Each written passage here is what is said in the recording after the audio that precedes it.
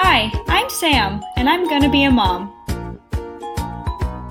Today, at my 34-week appointment, they told me about the Group B Streptococcus test, or GBS swab, that I can do at my next appointment.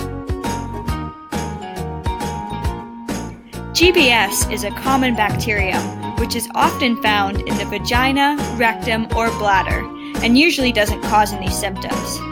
While it may not be dangerous for me as the mom, it can cause problems if my baby gets infected with it. Around 15 to 40% of all pregnant women are GBS positive, and of those, about 40 to 70% will pass the bacteria to their babies during birth. Of these babies, only 1 in 2,000 babies will develop an infection because of GBS.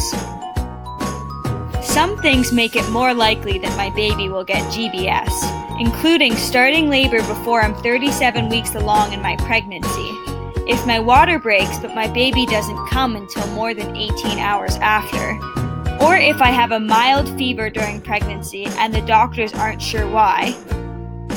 Although it's not very likely to be a problem, my midwife said that all women have the option to get tested when they get close to their due date.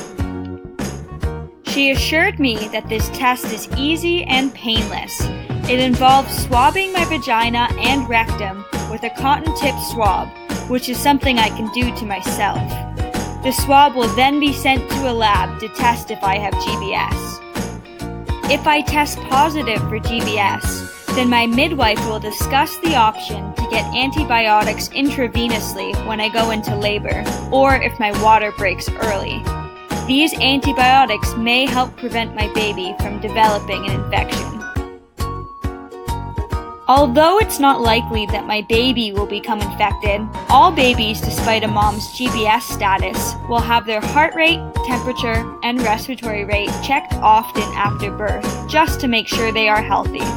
Symptoms of infection usually show up in the first week, but could happen after that too. If my baby does get infected with GBS, then they will be treated with antibiotics. A small amount of babies with a GBS infection will be at risk for permanent damage or death.